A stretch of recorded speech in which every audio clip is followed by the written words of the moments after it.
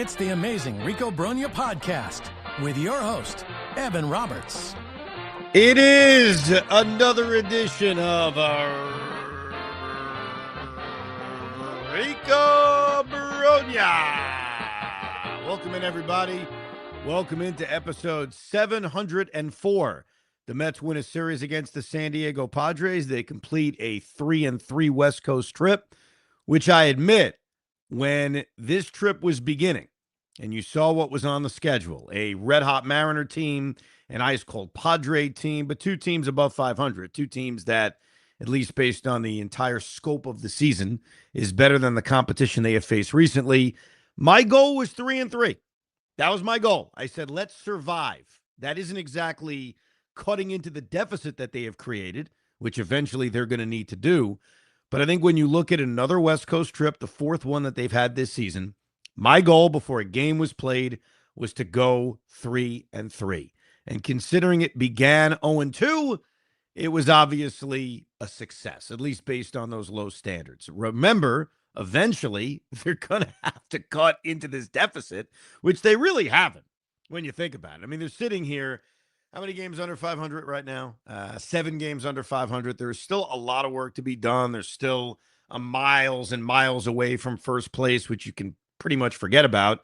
But I think when you looked at this trip, that was a reasonable goal. And that was the goal that they accomplished. And they finished it very strong by winning that final game in Seattle, which we've talked about, and then obviously winning the series against San Diego. We will go through all 3 games. We will read a ton of your email and reaction to all 3 games. And of course, a little bit later on, we will pick the net negative and the I'm the man right now. Friday night was a nice, clean victory. They haven't had many of those, though they have started to put a few of those together recently. Friday night was the Christian Scott versus Michael King game. Michael King is obviously one of the guys that we talked a lot about being a free agent target for the New York Mets, and he's had a solid year. It's pitched to a low 3 ERA. What was great to see was, the lineup. Because Carlos Mendoza proved with his lineup on Friday, after his lineup on Wednesday, that he was indeed not thrilled with Mark Vientos. I also think that when Mendy says, hey, Mark Vientos has to earn playing time, that's a little bit of a slap in the face and a reminder to Mark that you're not the everyday first baseman anymore. There is a guy on this team right now who's better than you. There's a guy on this team playing better than you. And so as we talked about a few days ago, I thought it was a really nice sign to see that Jared Young was in the lineup yet again. And what does he do? Hits a home run. Now, I do remind you that Friday night's game was going up directly against Game 2 of the NBA Finals. So I do wonder, even though the Rico is for the diehard Met fan, I do wonder how many people saw Jared Young's home run. How many people saw the Bo Bichette RBI triple? And how many people actually saw Juan Soto not run out a ground out that cost the Mets a run? Now, you may have seen it in highlights, but I do wonder how many people in the midst of what was a very entertaining Game 2 between San Antonio and the New York Knicks, how many people actually saw those things live? Pete Hoffman, who does a great job producing this Rico, has also been producing this very special halftime program that the Carton Show runs. Hoff, I want you to be honest with me. And there's no wrong answer. Did you see Jared Young's home run and the Juan Soto non-run out a ball live? Or is that something you found out about at a later time? It was something. I forgot the game was on. I honestly forgot the Mets. I got to be honest. Dude, we had the halftime show, and then I went on air right afterwards. So, I'm just focused on the game. But I got to be honest, after the game was over, I forgot the Mets were still on. I'm like, oh, wait a second. I turned it on. They're up 5-0. The last out I see, I go, what the hell just happened? I completely forgot about this. That's why I bring this up, because I know the Rico is for the diehard Met fan, but I even wonder if the Rico audience saw a lot of Friday night's game because of the fact that you did have a Knick NBA Finals game that came down to a dramatic ending going on pretty much at the same time. Because remember, that game tips at 8:30, and I think right around halftime, when we were doing that halftime, because I was filling in for Craig, was the start of the Met game. Now, I'll tell you how I handled this thing. I started the Met game a little bit late, but I did start it in the midst of the fourth quarter of Knicks Spurs. And so I was watching the game kind of like, this is how, I guess, crazy I am or how good I've become at scoring games. I found myself scoring the Met Padre game while paying a lot more attention to game 2 of the NBA Finals. But I consumed everything. And so I want to get to the Soto thing that happened.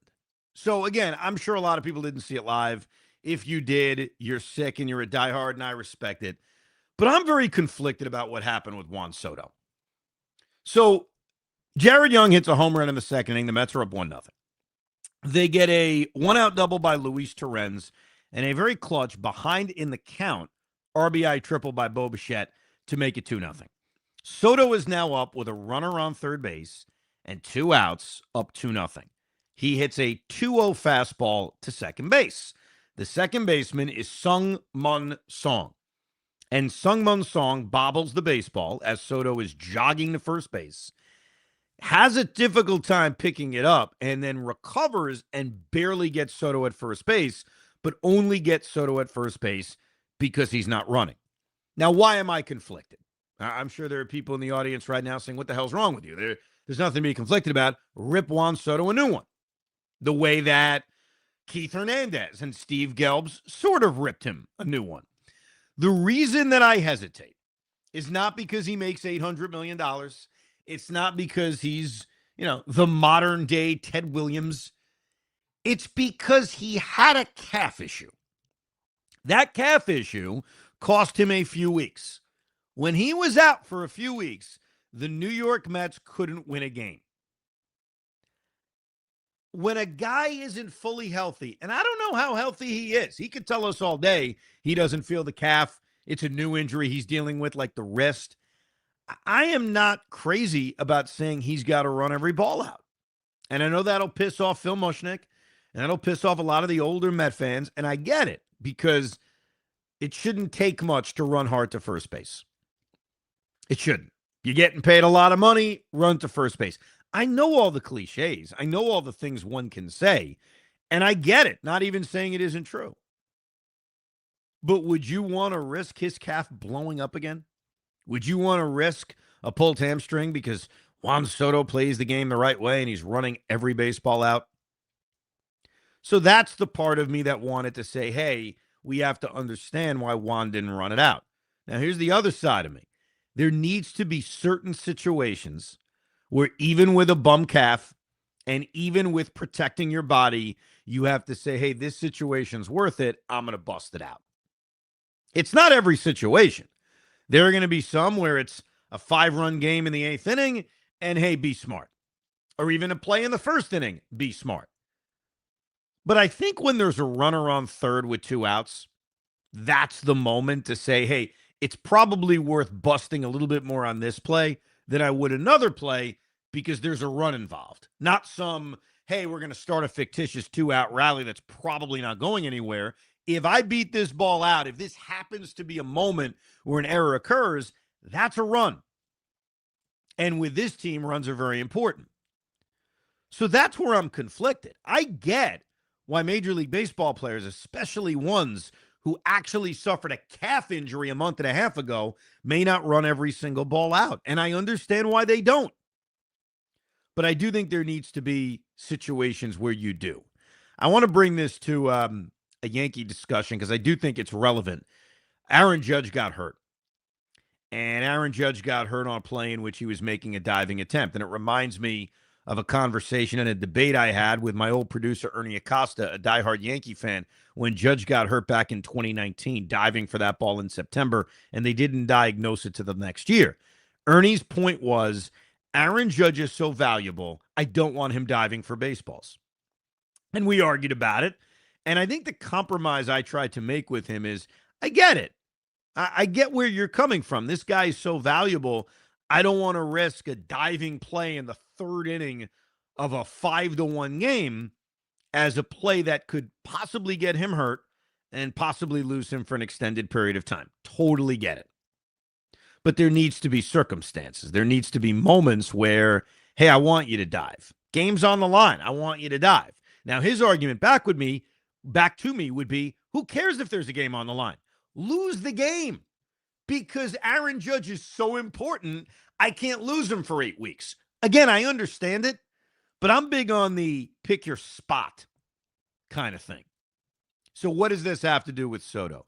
What it has to do with Soto is, can we at least find the common ground that you don't have to bust it like your ass is on fire on every routine ground ball to second base, which Juan Soto hits a lot of? Can we at least find that common ground? And don't give me the, come on, Evan, he makes $50 million a year. It doesn't matter if he makes $50 million a year, $80 million a year, or $5 million a year. Do you want to lose him to a potential injury? Do you want to lose him to a calf issue or a hamstring issue? The answer is clearly no. So understand at least where I'm coming from, which is I get that you want guys to play hard. We all do. But can't we find certain situations in which we say, you know what, it's not that big of a deal that you didn't run that ball out? What made the Soto play look so bad in the third inning on Friday night was that it clearly cost them a run, which is where I would say that's a circumstance where you've got to run hard. Now, the good news is that was a talking point in the middle of that game, and Keith Hernandez ridiculed Juan Soto. Steve Gelbs, to a degree, ridiculed Juan Soto, and obviously a lot of Met fans did as well. It turned out not to matter. Now, it turned out not to matter because they were able to tack on 2 more runs in the 5th inning on a shocking Luis Torrens 2-run bomb, and they tacked on 1 more in the 9th inning on a Brett Beatty RBI single. But they made it not matter because Christian Scott and the Met bullpen did an outstanding job. And so this Soto discussion, which is interesting, and I know will cause a lot of back and forth between many of the Ricoers out there, it turned out to just not be a big deal because of the other aspects of this team that played really, really well. And the other aspect of the team that played really, really well that we need to give credit to is Christian Scott. Like, Christian Scott's starting to excite you. If there's anything about this season which still feels like it's spiraling towards nowhere, I don't want to say that every episode, but hey, if you need an update, hey, Ev, how do you feel about this team? In terms of making the playoffs, I don't feel very good, but some of the young players we're getting to watch is exciting, or are exciting. I forget the grammar. We'll get to A.J. Ewing. We'll certainly get to Carson Bench, who had the 5-hit game on Sunday. But every start that Christian Scott makes, you start to believe more and more that he's got top-of-the-rotation potential. He's got the stuff. He has a little bit of maturity now, going through the rigors of returning from Tommy John surgery, and now he's collecting the experience. And you saw it on Friday night. I understand the Padre offense sucks. It's like putting a mirror up to us at times this season watching the Padres hit. You got a bunch of guys making a ton of money, and they're scoring less than 4 runs a game. I acknowledge that the San Diego Padres are not confusing you with the Slam Diego Padres of years past. But Christian Scott was really, really impressive in this game. He gets the big double play of Manny Machado in the 1st inning. He works around what was, I thought, a bad walk to the 9th place hitter, the catcher, Duran, and got Tatis and Gavin Sheets out. He pitched a 1-2-3 4th, a 1-2-3 5th. And then I kind of liked that Mendy pushed Scott a little bit. Now, his pitch count was 80 through 5. I was confident that he was going to allow him to start the 6th inning, but I wasn't very confident on how much further he was going to allow him to go because they've handled Christian Scott with a little bit of care so far this season. And so when Christian Scott walks the first hitter he faces in the 6th inning, I was on alert that Mendy was going to pull him relatively quickly. Let's go through Christian Scott's starts this season in terms of pitch count, just so we can get a perspective on, how much they've pushed him, which I understand why they haven't, again, coming off of Tommy John surgery. Here are just the pitch count numbers from Christian Scott. 43, that was that first game against Minnesota. By the way, that day, that 43 pitch debut by Christian Scott, just to bring everything back together, that's the last time the Knicks lost. That was draft night, April 23rd. Just to give you the full service here. So 43 pitches, 74, 82, 89, 81. His last 3 starts in which he's pitched 5 2/3, 5 innings, and then this one we're about to get to was 94 and 96 pitches. When he gives up the walk to Rodolfo Duran, he's at 85 pitches after walking the 9th place hitter. I was worried that Mendy wasn't going to give him kind of more rope, and I wanted to give him that rope. First of all, he has a 4-run lead. So with a 4-run lead, I feel like let's push him a little bit. It's not like it's a 1-0 game and one mistake to Fernando Tatis Jr. could ruin everything. So I like that Mendy at least allowed Scott at 85 pitches and a walk to the 9th place hitter to kind of dance through trouble. He strikes out Tatis. He gets Gavin Sheets to pop up in foul territory, and then he has a battle with Manny Machado before he gives up a base hit. My slight disagreement with Carlos Mendoza, and Keith Hernandez agreed, was I would have given Scott one more hitter. One more hitter. The pitch count was 98, which is the highest this season. And that's the reason that Mendy took him out. Even after the game, when Mendy was asked, did you give him any thought to letting Scott face Ty France with 2 on, 2 out, give him one more crack to get through that 6th inning, Mendy shot it down. And the shot down was mostly from the 98 pitches. Would I have pushed him? Yeah, why not? I mean, what kind of jump are we talking about? He threw 96 in his last start. So if he's at 98, and let's say this at-bat against France, which would clearly be his last hitter, is a 5-pitch at-bat, you're looking at 103, which is only up 7 pitches compared to what he threw in his last start. So I would have pushed him. Not a big deal that he didn't. Huascar Brazoban came in and did a really good job. He struck out Ty France, stranded those 2 runners, and lowered Christian Scott's ERA to 2.50. Think about how good he's been. That first start against Minnesota in which he walked 5 guys, he's been a different guy since. In every start combined, his walks are up to 13. He walked 5 in his first start of the season. But the comp to Zach Wheeler is really what jumps out at me. And there's a few things. Where's number 45? The stuff is the same. The demeanor is the same. They kind of look the same. The recovery off of Tommy John surgery, almost a forgotten pitching prospect, right? Zach Wheeler sort of was when he came back from Tommy John. You almost forgot he existed. And I think for a while this offseason with the talk about Nolan McLean and Jonah Tong, you almost trading a Brandon Sproat, you almost forgot about Christian Scott. He was great in this game. And I think as a Met fan, if you don't believe in the team moving forward, but you want things to be excited about and things to watch in 2026, Christian Scott's one of them. The other thing you take out of Friday night is the fact that they hit Mason Miller.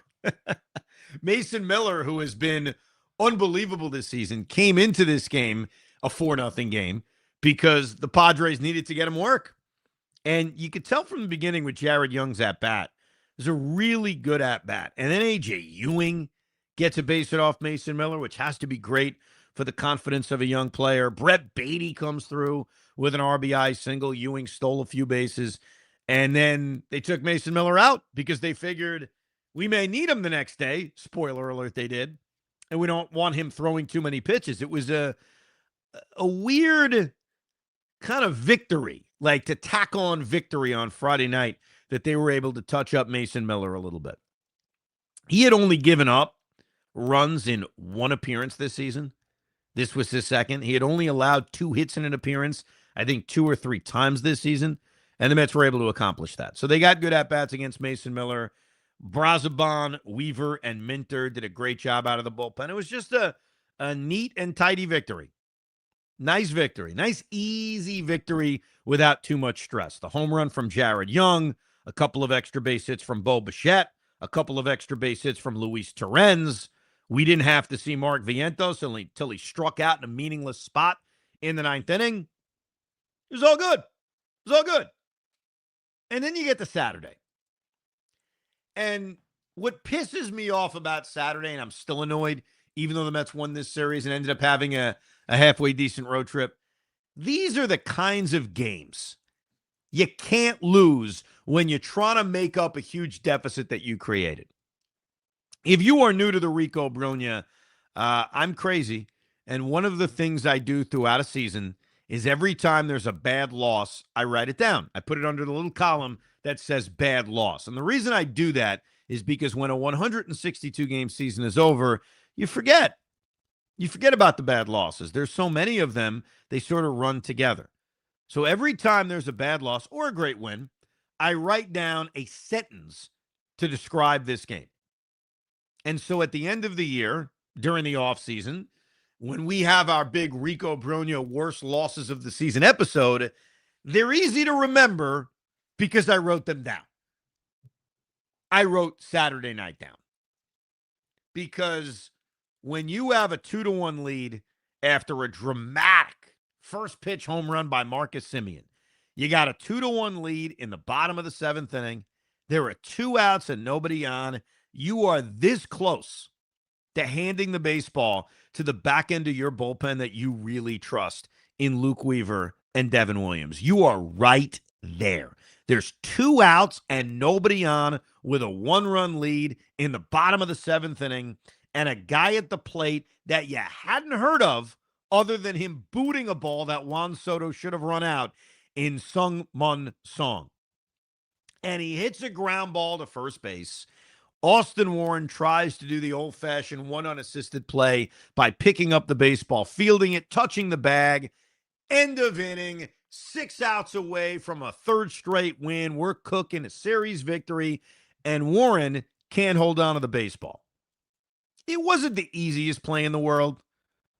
Is it a play he should make? Sure.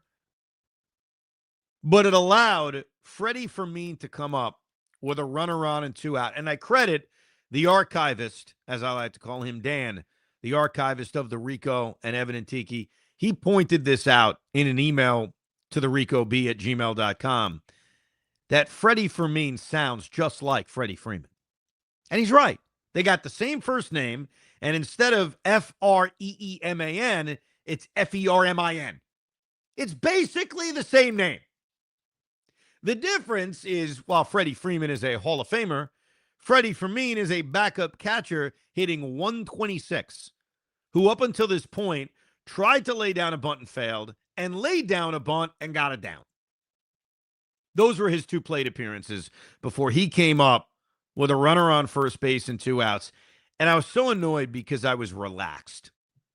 Like, even though Austin Warren didn't make that play on Song, I thought, all right, just make sure you get Fermin out so you don't have to deal with Tatis, and you're 6 outs away. And maybe we'll add some insurance and get a nice victory. This would be a really good win. 3rd straight win the series against the Padres. Feeling good. And on the first pitch that Austin Warren throws, Freddie Fermin, who had not hit a home run this season and is hitting 126 coming into this game, smokes a 2-run bomb. That was a killer. And even though the Mets had 6 outs to play with, didn't you just know the game was over? I did. In fact, you know how I said I write down the bad losses?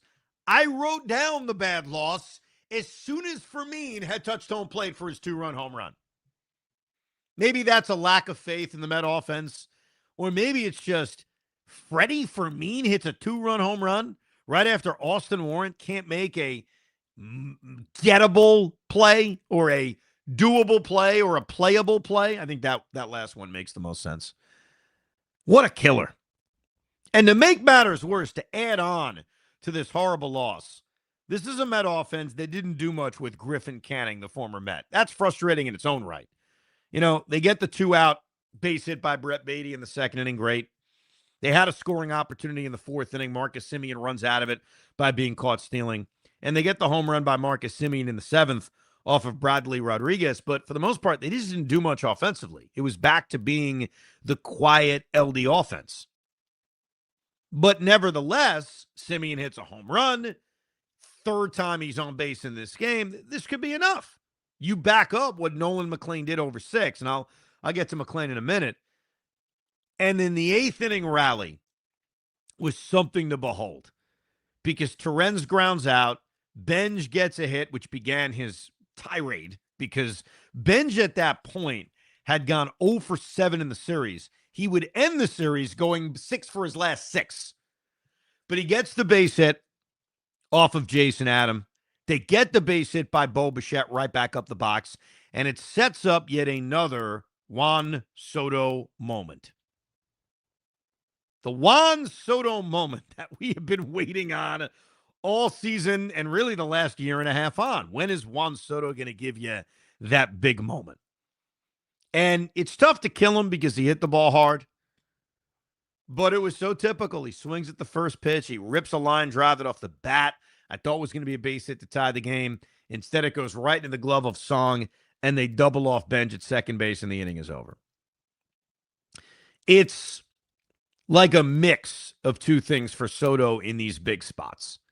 It's A, he hasn't come through, which is just the numbers.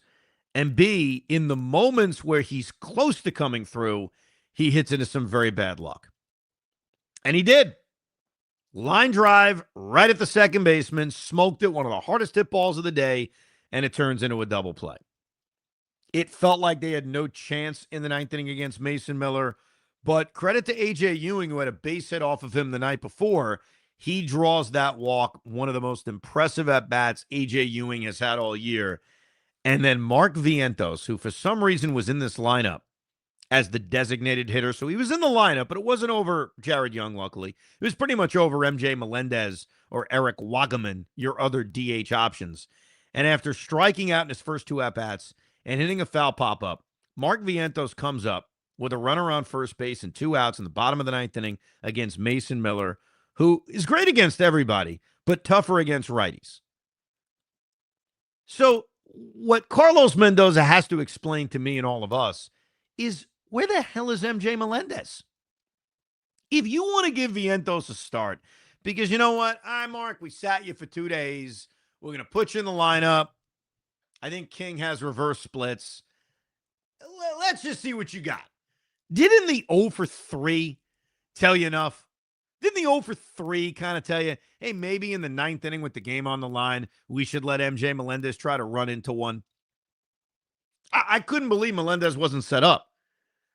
And then Vientos does the most predictable thing ever. He gives you just a listless strikeout against Mason Miller. Ball game over. See you later. You can be mad at Vientos because he's bad. But I think in the sequence of the bottom of the top of the ninth inning, you got to be mad at Mendy for sending up M.J. Melendez. I'll get to McLean's outing in a second. Let me read some of your Game 2 emails. TheRicoB@gmail.com. Tommy writes, this is entering sad territory. I feel for that man, Mark Vientos. My man has been put into so many huge opportunities, and he's failed pretty much every one of them. Not all. He's done it a few times, and it makes him think he can have that moment at any time, and it keeps not happening. He must be going through it right now, and I'm starting to feel like it's unfair to Vientos to keep throwing him in these situations. I feel bad to say it at this point, but if the moment comes up in the future, I'd pinch hit for him. I'm not saying we got to trade the guy, but they can't keep playing him. It would have been a nice victory. It would have been a great victory, especially if they had come back after giving up the lead. Fred writes, Juan Soto. I hate having to preface any Soto email by saying how great he is and how glad I am that the Mets gave him that contract. He is, and I am. That's never going to change.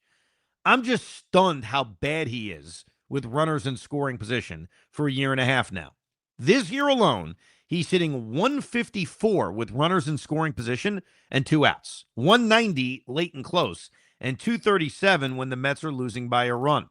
Also, for a guy who can really work an at-bat, he swung at the first pitch in 29 games this year with a 224 batting average and a 581 OPS. He's just not getting it done when it matters the most, period. You're right. This sequence in Game 2 was bad luck, but nevertheless, I mean, he has not come through in a big spot. Andrew in Seattle writes, M.J. Melendez is 3 for 4 with a triple, home run, and a walk in his career against Griffin Canning. Mark Vientos was 0 for 5 with 4 strikeouts going into today's game, now 0 for 7 with 6 strikeouts. And they've been playing the righty-lefty matchups. What is he doing? I thought he usually is a slave to the right-lefty thing regardless of the situation. So in the one situation where he has a ton of data backing him up, he plays Vientos. Does anyone have a clue? Good point. I think I said earlier that Vientos played against King. I apologize. I misspoke. King started the Friday game. Vientos did not start. It was the Griffin Canning game that Vientos started. I don't think this was about matchups. Obviously, it wasn't. I think that he was hoping by giving him 2 days off and really a third because they had an off day on Thursday that maybe they were going to wake him up. He also put him 7th in the batting order and DH'd him. And one suggestion I had about a week ago about Vientos was he's not the first baseman anymore. He can still play. He can still DH. The Mets clearly don't have a DH, but I wouldn't have him at first base anymore. Mendy followed that rule. So I think he was trying to get him going. My issue isn't as much him starting, despite the numbers you gave. It's more that Melendez clearly needs to pinch hit for him in the 9th inning after he went 0 for 3. More on Vientos. Cliff writes, Vientos has almost 1,300 at-bats in 5 seasons. 4 of those 5 seasons, he has a negative WAR. He is clearly not an everyday player. His ceiling is a power bat off the bench for a pinch-hitting spot, if that.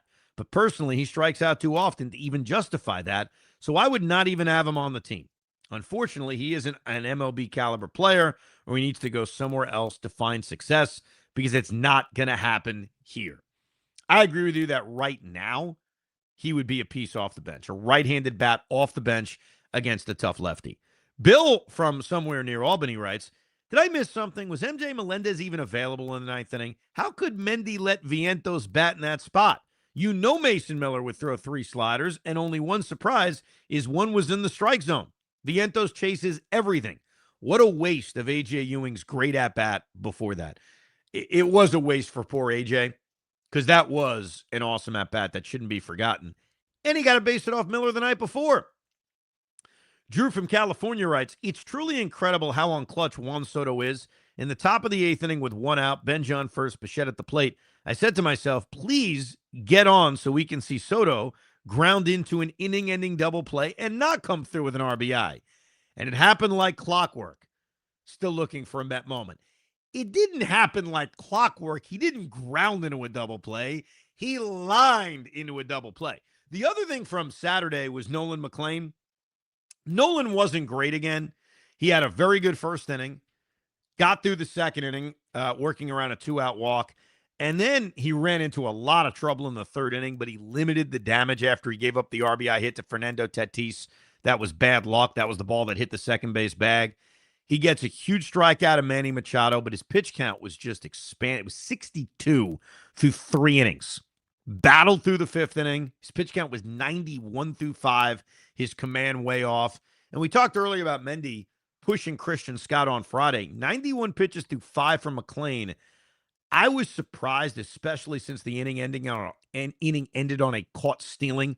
I was surprised that he let him start the 6th, but what a reward by McLean pitching a 1-2-3 6th inning and getting through 6. And look, ultimately you're judged by your pitching line. How many innings did you go? How many runs did you give up? I don't care how it looked, how you got there. 6 innings, 1 run.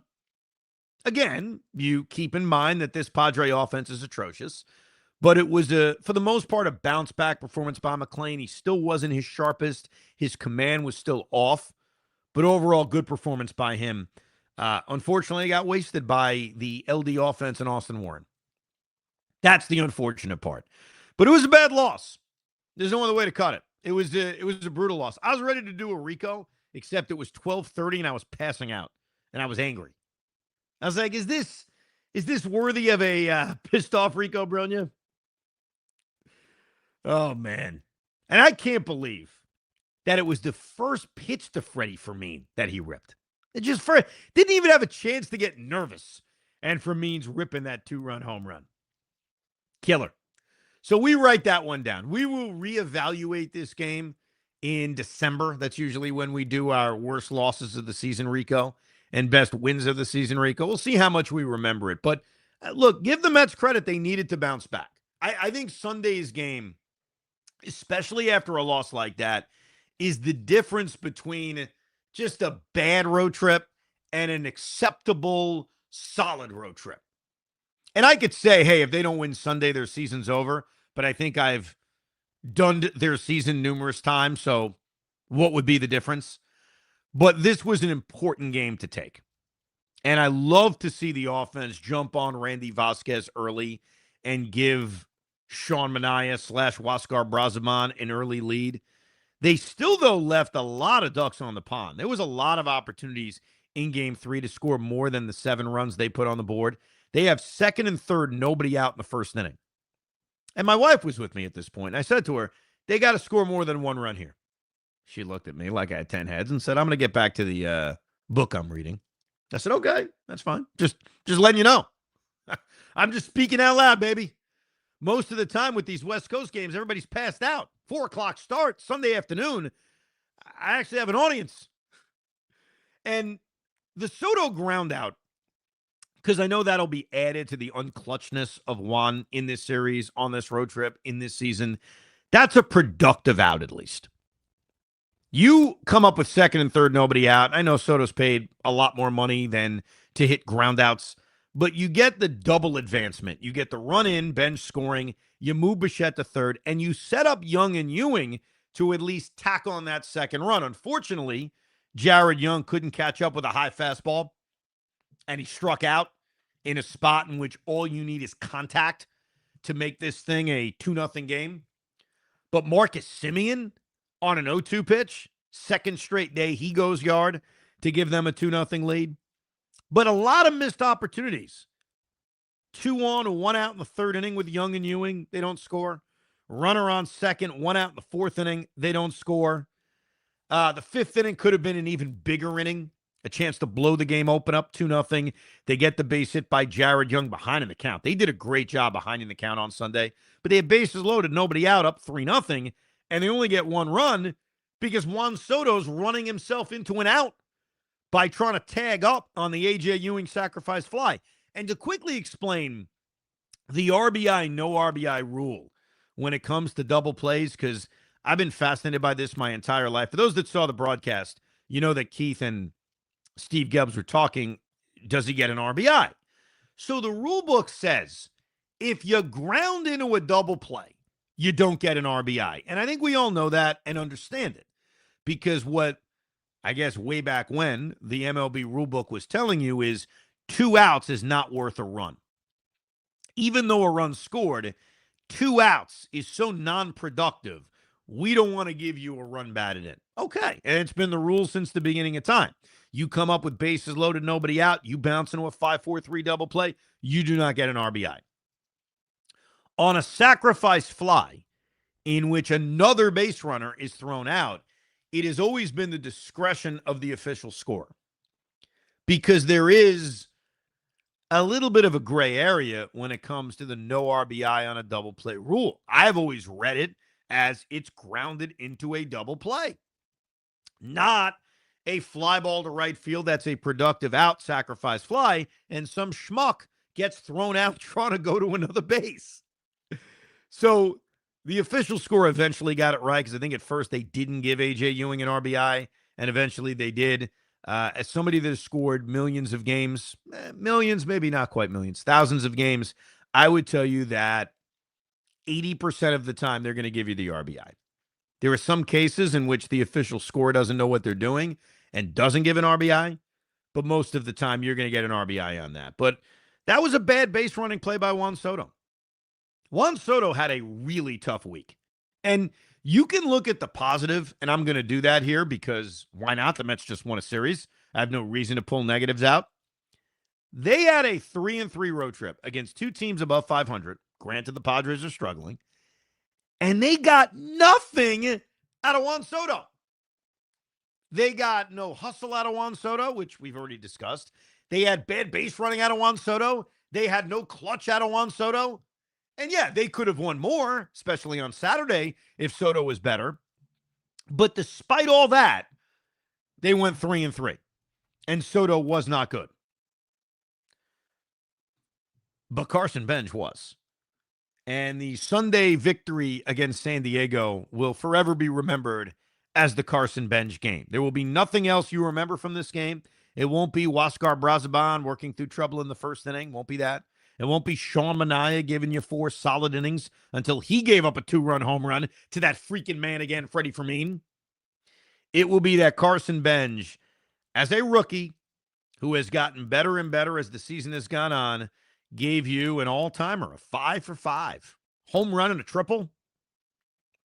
And what I couldn't believe is at the very beginning of this game, Keith Hernandez made a comment about how, and this was right as the first pitch was being thrown, he made a comment how today is a 4 for 4 day. And when he said that, I was mildly confused because I wasn't sure if he was talking about, like, if he was playing, this is a day I'd go 4 for 4 because the weather is nice and whatever, or if he meant there are 4 amazing things happening right now, like the weather, the crowd, whatever you want to call it. And so it's a 4 for 4 day. I'm not sure what he meant specifically, but the fact that Carson Bench, who behind in the count started the game with a base hit, went 4 for 4 and then 5 for 5, it was almost like he was fulfilling Keith Hernandez's dream. But unbelievable game by Bench. He's gotten better and better. I don't think any of us will forget the struggles he had early in the season, the conversations about sending him down. Those conversations feel like a million years ago. And I understood why they occurred. They occurred because he was 0 for 22, whatever it was, 0 for 24. Forget how long that 0 for went. He was really struggling. But I used the Dustin Pedroia example. I used it then that he struggled for a month, and the Red Sox stuck with him, and he ended up winning Rookie of the Year and hitting 300. I don't know if Carson Bench is going to get to that, but he has fit that leadoff spot. He's been productive. He's played pretty good defense in right field despite some of the miscues that maybe jump out at you. And I got to check what his batting average is now. So he came into the game hitting 248. Hoff, I want you to play a guessing game with me real quick if you're paying attention. Carson Bench came in hitting 248 and went 5 for 5. What do you think his batting average is now? How many at-bats does he have? No, I'm not letting you do math. I'm just saying he was hitting 248. He went 5 for 5 in early June. How much did that improve his batting average? That's all I'm saying. I think he's probably like 257. 265. Damn it. Okay. A 17-point jump by Carson Bench. And let me just give you some perspective on this. So Bo Bichette went 4 for 4. He was hitting 213 when he went 4 for 4. The next day, his average was 226. So it jumped 13 points. So. All right. Good. That's a good day. It's a good day. Well, while you're here, Pete, one of the many emails we got in the ricob@gmail.com mailbag is directed straight at you. Okay. Why do you seem Let me guess. agitated? It's because it's probably something about like Brett Beatty. It is not about Brett Beatty. Okay. Are you ready? Yeah, let's hear it. This is from James. James writes, since May 30th, Pete Hoffman has more tweets about the Orioles than the Mets. The Mets have a winning record in that stretch. Is Hoff an Orioles fan now? Thanks for asking the hard-hitting questions. Love the show. James, thank you for the question. Hoff, take it away. I've tweeted twice about the Orioles. Once with a Pete Alonso walk-off because I'm sick and tired of people. I will defend Pete Alonso to the day I die because all I've heard was how bad he is and how unproductive he is and how bad of a season he's having. We could use those 13 home runs and 40 RBIs. I'm sorry. That being said, today happened to be an Oriole game that I just happened to tweet because Ernie Clement was out of the baseline by a mile. And the umpires did a terrible job of calling it. Like, I watch baseball every day. Clear, terrible play. That had nothing to do with Orioles, had nothing to do with Pete Alonso. That was a bad job by the umps. So, just happened to be the Orioles. But besides that, I'm a fan of the people. I'm a fan of baseball, bro. Come on. You know how it is. I understand. I'm just giving you the question that was asked, all right? I didn't ask the question. I'm glad it wasn't about Brett Beatty being the net negative that I'm going to make him be the net negative, even though he's not. So why? That's usually what it goes. Because he made a couple of defensive miscues. Is that why? Listen, I mean, that error I'm in the eighth inning sorry. was a bad one. It could have made things dicey. Yeah, but let me tell you something. I'm not trying to pick on Brett Beatty. We could pick on Mark Vientos all day, and I think we rightfully are doing it. Like this team is just underperforming every which way, but there's no reason to get into that today. They've won 2 out of 3. They've won 7 out of 10. They're still, what, 7 games out of 500, under 500. They're still 15 and a half behind the Braves. There's no catching up to that. Like Brett Beatty made 2 errors in this series, so he did have 2 defensive miscues. He also drove in 2 runs and went 4 for 11, including an RBI hit off of Mason Miller. Brett Beatty was a solid contributor to the Mets winning 2 out of 3 this weekend. Yeah, no, he did. He had a good weekend. I'm not going to deny him. Honestly, we talked about it already a little bit about Soto. I mean, he was the issue. If there was one issue, it was Juan Soto. I don't think there's any question. So we'll make it official in a minute. But first, I remind you, you can knock one out of the park and raise the apple with Takara Chuhai, a sparkling cocktail that blends real shochu spirits with the delicious flavors of fruits locally grown in Japan. Available at Citi Field and Fuji Apple, of course, white peach and lemon. Can I just say something about the Chuhai? It's so refreshing. I know that we don't really discuss it as much, and I don't know if you guys go to the ballpark and get it, but it is probably one of the most refreshing drinks I've ever had. Like it's not too much alcohol, it's not over the top. It is a great tasting beverage. So the apple's great, but the lemon is just as good too. They're all really good. I just want to throw it in there. And as the weather heats up, because it feels like we haven't had a lot of hot days at Citi Field, like the schedule has fallen when the weather has been fall-like. That's going to change soon, and you're going to get 90-degree days, and that's when that refreshing taste is going to really be worth it. Oh, beautiful. I can't wait. All right, let's get to the net negative. I think it's clearly Juan Soto. I mean, the only other candidate would be Austin Warren for unfortunately giving up the 2-run home run to Freddie Fermin. But I think you look up and down the lineup, I mean, most guys were productive. Mark Vientos is obviously the other guy, and I think it's easy to just pin it on Mark Vientos. But truthfully, he didn't start 2 of the 3 games. He wasn't really a big impact on this 3-game series. I think the problem with Mark is that when he was out there, it was really bad. He was 0 for 5 with 4 strikeouts. So I think he deserves an honorable mention. And Austin Warren, obviously, who's been so good for this team, deserves the honorable mention for giving up the home run to Freddie Fermin. But this was a bad series for Juan Soto. It's okay to say it. You can still love the guy. You can still believe in the guy. But Juan Soto went 0 for 11. He did draw 2 walks on Sunday. He finally broke that streak where he hadn't drawn a walk in a while. But not only that, he was 0 for 11. But with runners in scoring position in this series, he was 0 for 4. He had 4 at-bats with runners in scoring position, including the big one on Saturday in which he lined into a double play. And he took an 0 for. And then you throw in, which I know there's mixed views on the lack of hustle from game 1. I gave you my back and forth in my head about it, which we'll get into more in a second. And then the bad base running play on Sunday. And MJ Melendez made this great diving catch on Sunday, this brilliant play. What inning was it? It was in the 2nd inning, and it was big because it was already a runner on first base. So it would have set up 2nd and 3rd, 1 out for San Diego, down 1-0 or down 2-0 at the time. Juan Soto's playing left field. He ain't making that play. I'm sorry, he's not. So I think it's pretty straightforward that Juan Soto is clearly the net negative from this 3-game series victory against the Padres. And there's no fighting it. And I just will say this much. I'm not putting it solely on that that he didn't run out a ball that could have potentially scored a run.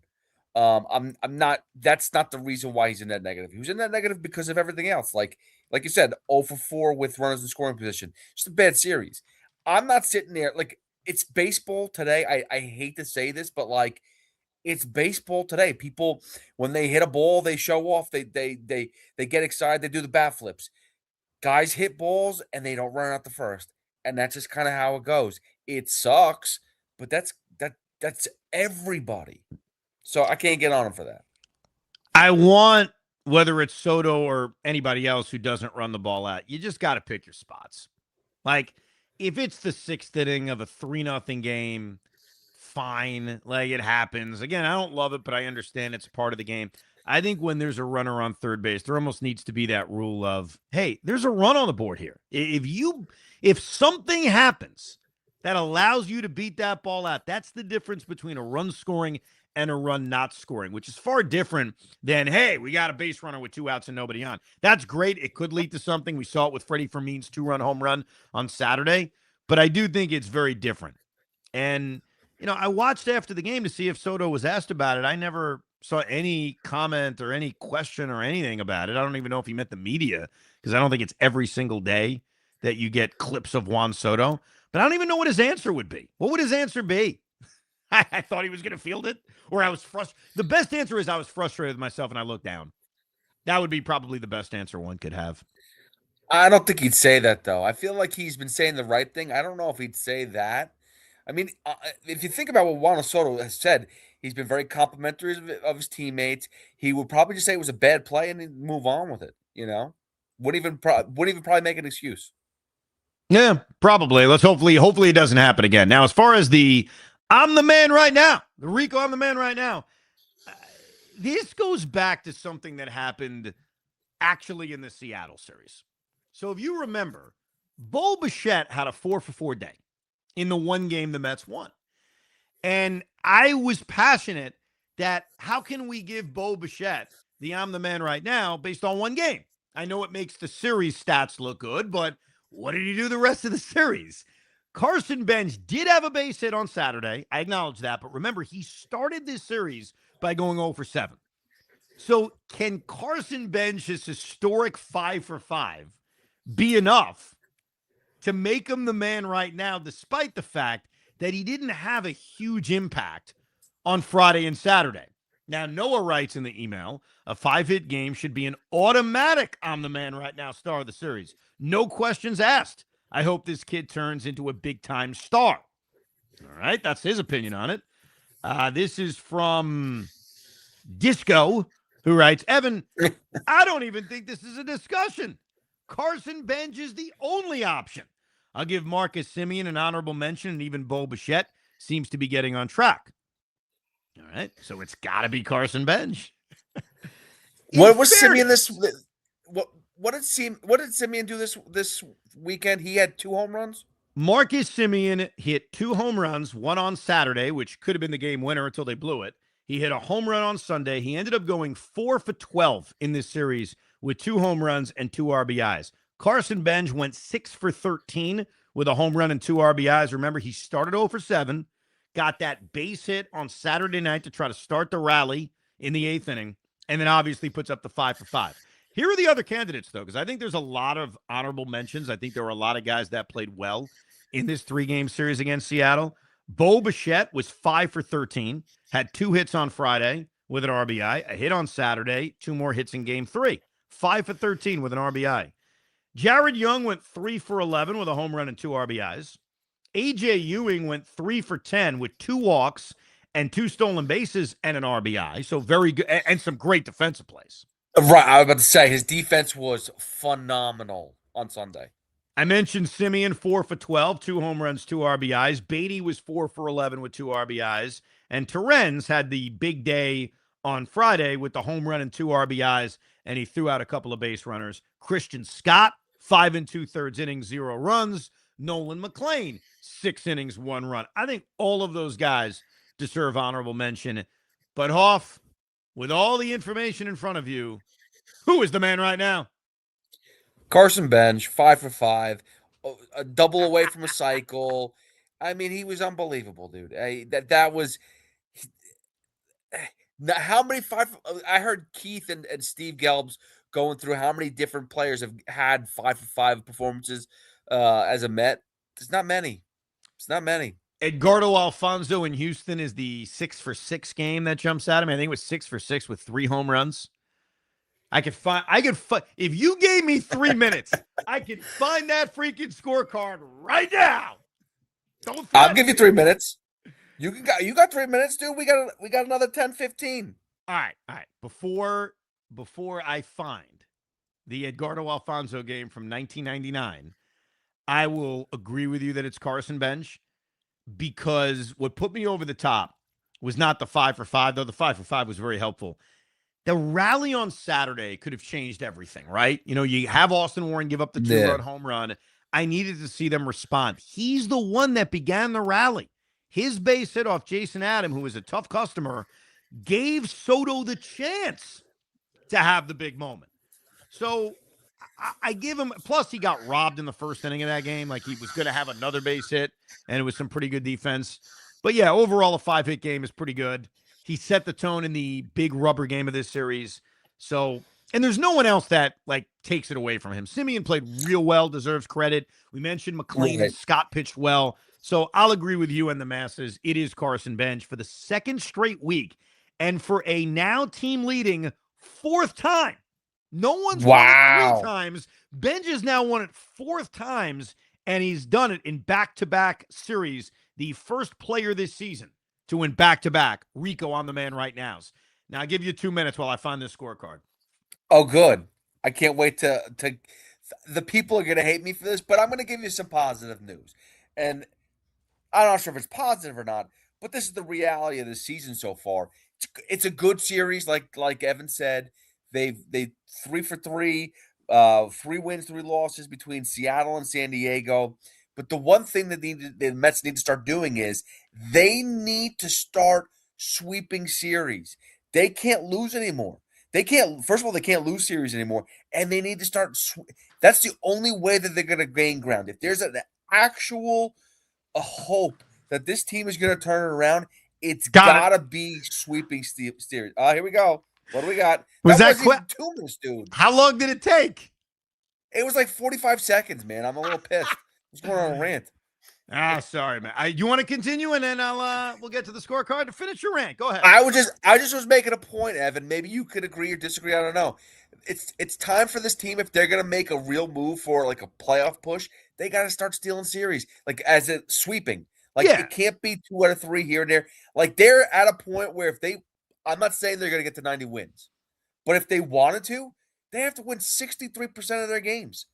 That's like 2 out of 3 games. Yeah, I think that this was, like, I'm okay with the 500. This is tough. It's a West Coast trip. 4th time they've been on it. 2 teams above 500, despite the Padres struggles. I think looking ahead, and we'll get to it in a few minutes, the St. Louis-Atlanta thing, they got to go win 4-6. Like, you're right. Salvaging is not going to be enough. You've got to cut into this. You actually have to chip away. They haven't really chipped away. They're still 7 games under 500. Like, they've almost maintained, if you look at what's happened over the last couple of weeks, and really since the 12-game losing streak ended. Like, all they've done is maintain. So you're right. I think that if they could get this thing to 4 games under 500, 3 games under 500 within striking distance by the All-Star break, and then get healthy, a returning Alvarez, a returning Lindor, forget Polanco. I'll get to that later. That would be your moment to make a move. Anyhow, boy, I used to write really tiny. August 30th, 1999. Now, for the YouTube audience, I'm going to hold this scorecard up so you can actually see this thing. This is August 30th, 1999. Oh, my God. I think I have to pull Look back. at that. Hold on 1 second. No, I see it, dude. That's looking. Hey, I'm going to zoom my. There you go. You can see Alfonso. He's got the 3 home runs in there. Anyhow, I'll take a picture and tweet it out. But Edgardo Alfonso, listen to this game. This is August 30th, 1999. The Mets came into the game 79-52. Damn. 3.5 games out of first place, 3 games up on a wild card spot. Alfonso, home run in the first inning, gave him a 1-0 lead. Base hit in the second inning in the middle of a 6-run inning. 2-run home run in the 4th, solo home run in the 6th, single in the 8th, RBI double in the 9th. He went 6 for 6 with 3 home runs, 5 RBIs, a double, and 2 singles. Masato Yoshi threw 6 scoreless innings for the Mets. Shane Reynolds got bombed out of the building, giving up 7 runs in 3 innings. I wrote a lot of stuff down here. I wrote 3 home runs, ties Mets record. 3 home runs, 6 hits. First in Met history with 5 RBIs, 6 runs scored. Roger Cedeno stolen base in the 2nd was his 59th, breaking the Mets season record. How about that? That happened in that game. Who knew?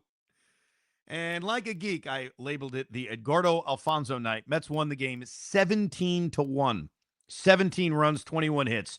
That game was the greatest offensive game I've ever seen from a Met player. And I think that's backed up based on the numbers. 6 for 6, 3 home runs. But, yeah, that was fun. What day of the week? It was a Monday night. 8 o'clock, first pitch. Game was over at 11. Yeah. What a loser I was. Oh, my God. August 3rd. Actually, it was before school started. So, it was like a summer Monday night, basically, when that happened. So, yeah, we'll make it official. Carson Benj is the man right now. He's won it for the 4th time this season. Juan Soto is the net negative. Soto has won it for the 2nd time this season. Couple of random thoughts. Number one, Kodai Senga is going to continue his rehab assignment. He's got a chance to re-enter the rotation. The Mets skipped a spot in the rotation because of the multiple off days. They're going to need to add somebody for Saturday. They could add David Peterson. That's certainly on the table. They can reassert him back into the rotation and use an opener. That's certainly an internal option that they have.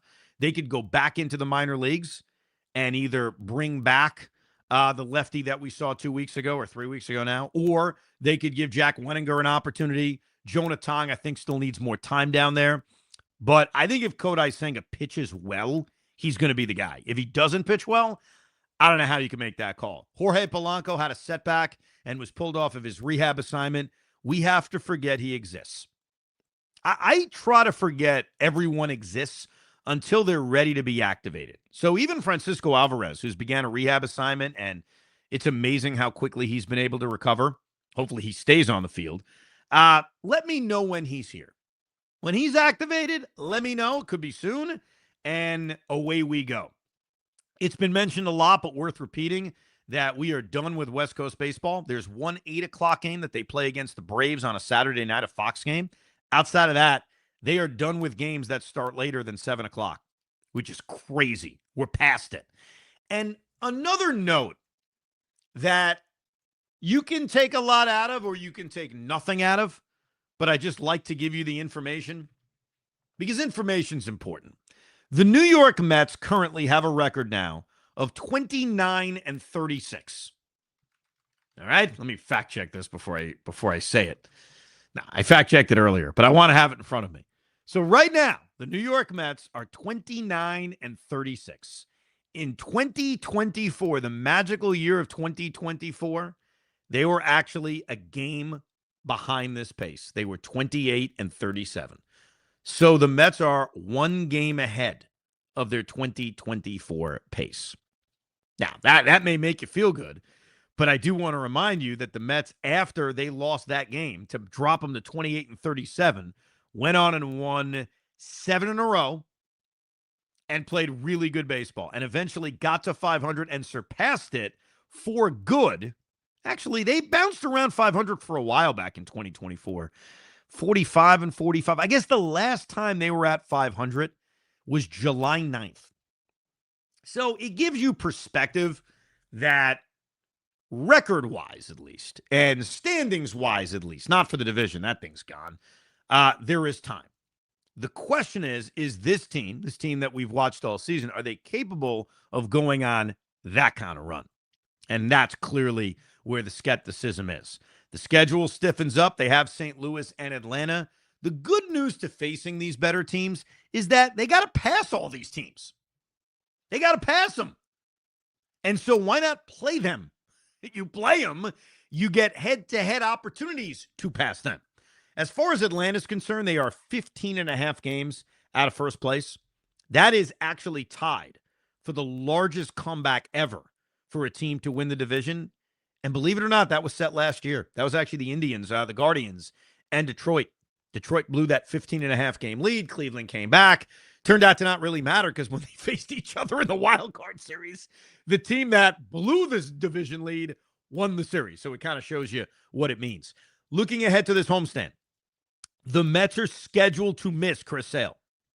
The Mets are scheduled to face nothing but right-handed starting pitchers against St. Louis and Atlanta. Do we see any of Mark Vientos? The answer should be no. Until the roster changes, maybe the return of Francisco Alvarez could be a factor in all this. MJ Melendez and Jared Young Both of those guys are blockading Mark Vientos. Jared Young is the first baseman. He should remain the first baseman. And MJ Melendez right now is the better DH option than Mark Vientos. Coming off the bench against a tough lefty, different story. But as of right now, I think Mark Vientos is kind of lost. He's lost in the wilderness right now. I said before this road trip I wanted 3-3. I think, as Hoff mentioned earlier, now you have to cut into this deficit. And so 4-2 at the bare minimum. I think anything less than that is disappointing. And unfortunately, hurts your chances of getting out of this hole that they've created for themselves. But overall, they won a series against the Padres. That is something to be happy about, and we can move on. We will have Ricos throughout the week. It's obviously going to be a crazy week in New York with the Knicks hosting Game 3 of the NBA Finals on Monday and Game 4 of the NBA Finals on Wednesday. But the Mets also return home with these 3 games against St. Louis and 3 games against Atlanta. Make sure you've subscribed to the Rico, because even in the midst of the Knicks Finals run, you never know.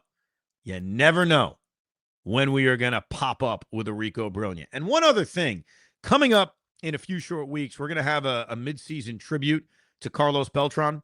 Carlos Beltran obviously getting his number retired by the Mets, going into the Baseball Hall of Fame. So we're going to count down the greatest Carlos Beltran Mets moments. If you have moments that mean a lot to you, any strong opinions on moments that you think we may forget, you can email us, thericob@gmail.com, and that episode will be debuting in a couple of weeks. So look out for that. But subscribe and be ready to go, because baseball season ain't over yet. Thank you very much for listening to another edition of Rico Brogna.